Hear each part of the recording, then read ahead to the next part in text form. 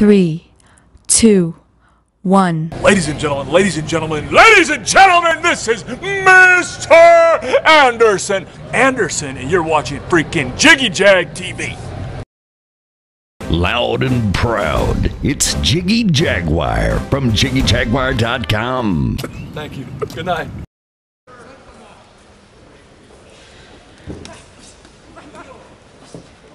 Keep after him. Nice. Keep after him.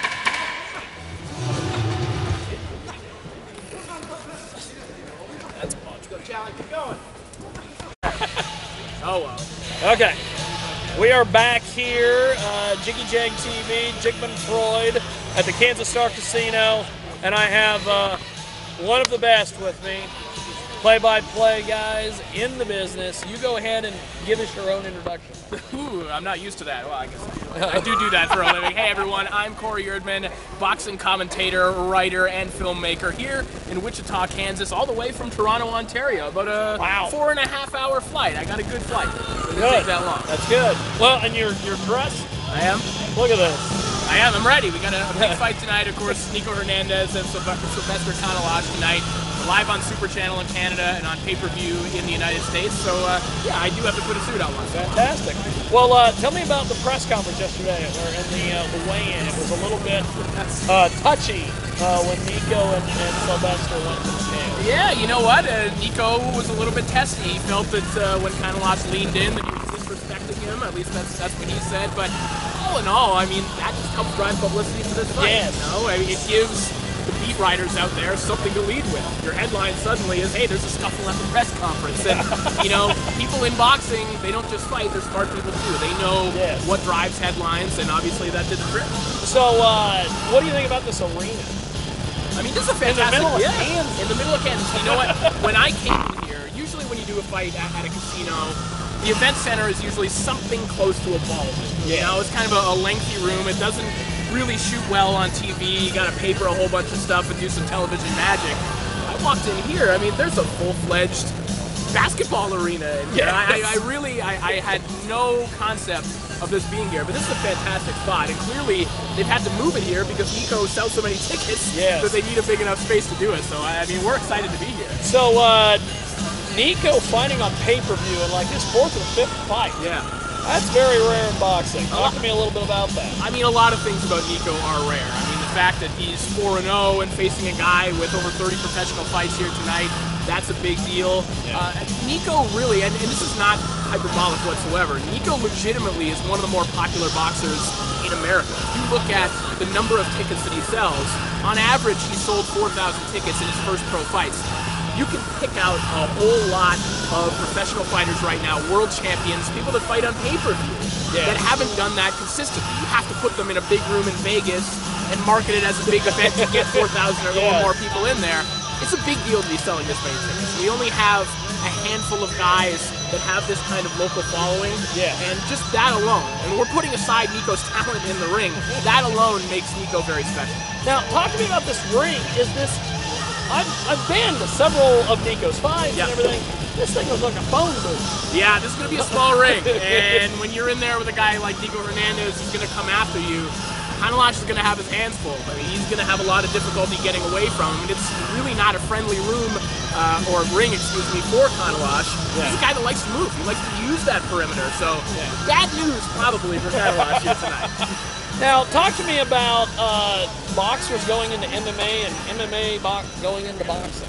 There's because like one of Nico's last fights was a guy who had done MMA, got into boxing. That's right, went back and forth. It's I mean, you can call it the Conor McGregor effect, because and that's not to say that this wasn't happening before. I mean, for many years there have been guys who, because they're MMA fighters and they train boxing enough, they've gone into boxing, the paydays are good, oftentimes better than they are in MMA, and there was that crossover. Very much so. But I think that Mayweather-McGregor really opened it up for a lot of fighters and opened up their minds, and frankly, a lot of MMA fighters that I've encountered that have crossed over into boxing, they're martial artists, and they really look at it as a learning experience. So if they're getting a good payday, again, likely better than they would get in a cage. Oh, very much. They're learning a little bit more about boxing. They're testing their skills. They're finding out where they need to be in order to be elite strikers. It really is a win-win because they don't necessarily care if they take a loss in here. As they put up a good fight, make a couple bucks, they learn something. It was a worthwhile experience for them. And we're seeing that more and more. And also, MMA guys are tough men, and they will take fights that a lot of boxers... Those 4-ounce gloves suck. They're terrible, but there are a lot of MMA guys that will take fights last minute and tough fights that a lot of boxers who are doing it full time won't, because they really care about their boxing career. So they're a matchmaker's dream in a lot of cases. Now, before we go, talk to me about your filmmaking. You're outside boxing. Yeah. So I'm also a writer for Vice. You can check out a lot of my work on Vice. Formerly at Fightland as well, but now it's kind of all amalgamated under the Vice platform. I'm working on a chapter for a book about professional wrestling and politics. That's going on right now. Yes, you are a huge pro wrestling I've been working guy. on pro wrestling, and I can't, unfortunately, filmmaking-wise, I can't divulge it on camera right now. Well, All I can tell you is that I am working on a film about pro wrestling, and it might be happening in Japan. But That's I can't say awesome. anymore. Fantastic. Well, I have to talk pro wrestling with you before we go here.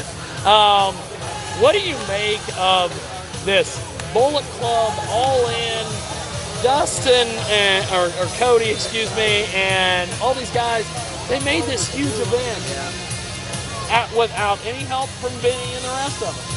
It's an unprecedented event. I mean, they're going to say this a lot. And they sold out in in the 30 minutes. Sold out in 30 minutes. Keep in mind, no organization other than WWE has sold that many tickets in the United States or Canada In that amount of time.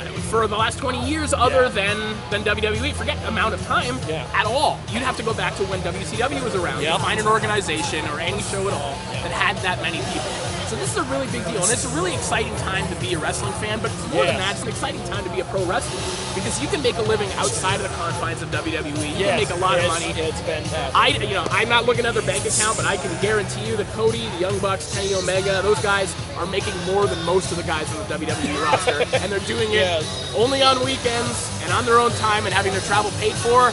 That sounds pretty good to me. What do you think of the guys like Dolph Ziggler and some of these guys are starting to get a push? Yeah. But I think if, our former co-host on Jiggy Jag TV used to always say, if I was Dolph Ziggler, I'd walk into McMahon's office and ask for my release tomorrow. And what do you think about these guys that look like they could go to the Indies and make? I mean, it's difficult. I mean, think about it in terms of what we do. Let's say, if you're a broadcaster, if you're a journalist, there's a whole lot of comfort in having a salary, in knowing you got a guaranteed contract. I mean, the contracts aren't guaranteed, but they know the set dollar amount that they're going to make. They can say to their families and their kids, "Hey, I'm bringing home $120,000 or whatever it is on the low end." Whatever it is. Low end and NXT is about $60K, and low end roster guys are somewhere between 80 and 120. But you know that number, and then you get a little bit of a kickback on your merch. But there's a lot of comfort in that, And I think a lot of people in a lot of creative industries go through that same quandary, where they're like, okay, maybe I could make more money out there freelancing, but maybe I couldn't. Maybe there'll be a month where I'm not. Get booked. And exactly. And for Dolph, that's probably not an issue, but there's a lot of prestige and there's a lot of comfort in having that contract. And again, saying that you're a WWE superstar still means more than, hey, I'm an indie wrestler. I work at ROH. Exactly. Before I let you go, one of the things that we kind of bonded on Twitter about is our love for the Bullet Club. That's right, yeah. What do you think of the fact that there is like 35 dudes in Bullet Club now? Some of them make, like Jeff Jarrett, make a one-time appearance and they're gone. Yeah, it's becoming like NWO Black and White. Yes, right? yes. But, I mean, the difference is... It's like when Big Show said on, I think it was a Monday Night Wars DVD, he's like, turn on Nitro one night, 35 limousines pull out, who can you jump out? Everybody's in the NWO. The difference is we don't have Vince Russo booking this, yes. and it's not WCW. And again, you don't see it every single Monday. Yeah. I mean, there still is a thirst for the Bullet Club. I'm at indie shows, I'm at New Japan and ROH shows all the time. Every single person is still in either a Bullet Club shirt or a member of the Bullet Club shirt. Yes. It's clearly not getting stale yet, so why not just keep it going? That's fantastic. Well, before I let you go, two more boxing questions. What do you think of this heavyweight division. We're trying to get people together to do a unification. Is that ever going to happen? Oh, it's definitely going to happen. I mean, when you have that much money on the line, it's definitely going to happen. And I always tell people always complain about not getting the big fights and whatnot. You might not get the big fights at the exact moment that you want it, but think about boxing history, and it's hard to come up with a colossal fight that just didn't happen because money talks, and these fighters want to make as much money as possible, and so do the promoters, and so do their respective managers. Deontay Wilder and Anthony Joshua will get in the ring with one another. It's probably not going to happen in 2018, but it will happen in 2019. Well, before we let you go, how do we get a hold of you on social media, everything? Yeah, that's all right. You can check me out on Twitter at Cory_Erdman. That's my Twitter, and Instagram at Erdmania. And of course, like I said, follow me on everything that I'm doing. Vice.com. You can catch me on all these broadcasts. I try to keep people updated on my social media, but yeah, I'm everywhere. Fantastic. Well, thank you, sir. No, come on. Exactly. Thanks for watching Jiggy Jag TV.